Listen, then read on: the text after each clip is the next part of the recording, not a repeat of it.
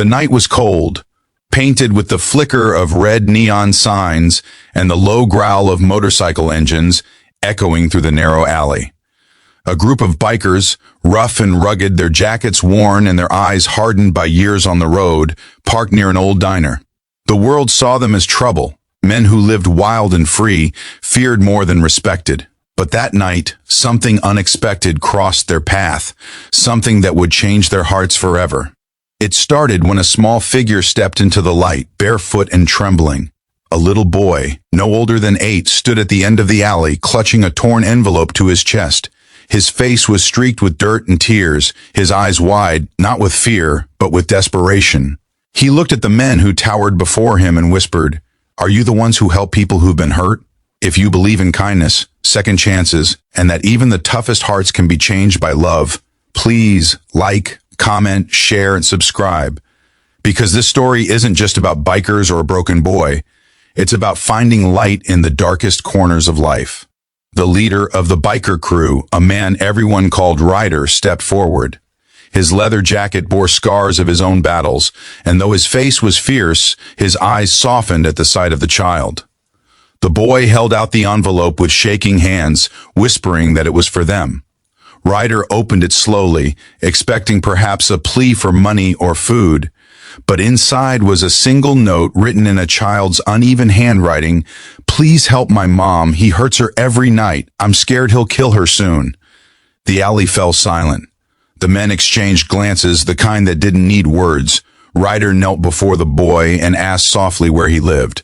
The boy pointed down the road toward a row of broken houses, his voice cracking as he said, "He's home right now." They followed him. The road was empty except for the hum of the city in the distance. The boy's small feet padded quietly over the cracked pavement. When they reached the house, the bikers saw what the world had ignored for years. Shattered windows covered with plastic, walls stained by neglect, and a faint sound coming from inside. A man shouting, a woman crying, and a crash that made the boy flinch violently. Ryder's fists tightened. These weren't men of law, but they had their own code. Protect the weak, no matter who they were. They exchanged a silent nod. Moments later, the door burst open with a single kick. The sight inside froze them. The living room was in ruins. Bottles scattered across the floor, furniture overturned. A woman lay near the couch, her face bruised, trying to shield herself from the drunken man towering above her with a belt in his hand. He turned, startled, as the bikers stormed in. But before he could react, Ryder grabbed him by the collar and slammed him against the wall. The man shouted, cursed, and swung, but he was no match. In seconds, he was on the ground, helpless under the boots of men who'd seen worse and done worse, but never to the innocent. The woman gasped, covering her mouth, trembling as she looked at her son standing in the doorway. The boy's eyes were wet, his lips quivering as he whispered, "It's okay, Mom." They came. The bikers didn't hurt the man beyond restraint. They weren't killers. They tied him up with an old rope and called the local sheriff's office anonymously, reporting a violent drunk abusing his family. Then they turned to the woman. Her name was Mara, and her story spilled out in trembling breaths. She had lost her husband, the boy's father, 2 years ago in a construction accident. The man she married later, the stepfather, promised safety but brought only pain. He isolated them, took every dollar she earned from cleaning jobs, and punished both of them for any sign of disobedience. The boy, Eli, had written that note secretly and hidden it under a rock near the diner, hoping someone would find it. He'd seen the bikers there before and thought they looked strong enough to save his mom. As she spoke, the bikers realized what true courage looked like. It wasn't in riding through storms or fighting rivals. It was in a small boy who faced monsters every night and still found hope. They stayed until the police arrived, quietly fading into the shadows before anyone could ask questions. But as Ryder walked back toward his bike, something pulled at him. He turned and saw Eli standing at the window, pressing his hand against the glass. A silent thank you. Ryder lifted his hand in return and nodded once. Then they rode off into the night, engines roaring like thunder against the stars. Days passed, the world went on, but something inside Ryder didn't. He couldn't forget the boy's face, the fear in his eyes, or the courage in his small heart. He'd been that boy once. Helpless, angry, invisible. The next week, he returned to the diner, half expecting to see Eli again, but instead he found an envelope taped to the back of a booth. His name was scribbled on it in childish handwriting. Inside was a drawing, a picture of a group of bikers standing around a little boy and his mother, all smiling under a bright yellow sun. At the bottom, Eli had written, "You're my heroes. Mom said we can sleep without crying now. Thank you for not being afraid." Ryder sat there for a long time, the note trembling in his rough hands. Around him, life moved on, laughter, clinking cups, the hum of traffic. But inside, something healed. He realized that being feared wasn't power, being trusted was. And for the first time in years, he felt proud of who he'd become.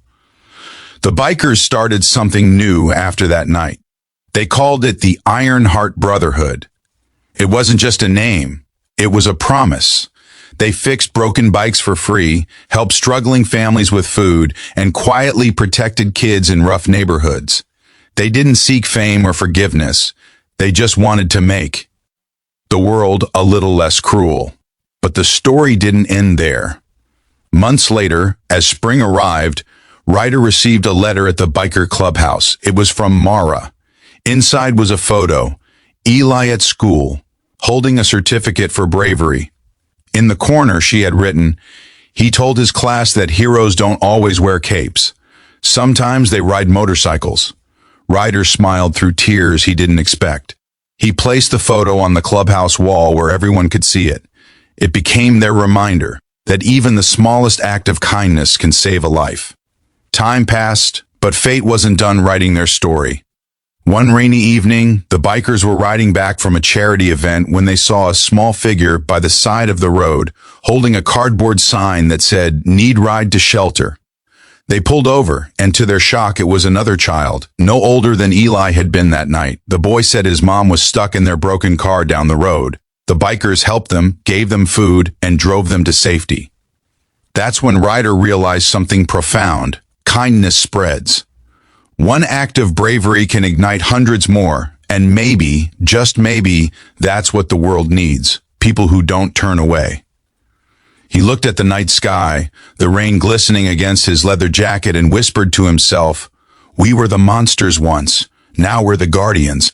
If this story touched your heart, if you believe that love and courage can rise even from pain, please like, comment, and share this video, and subscribe for more stories that remind us humanity still exists beneath the scars.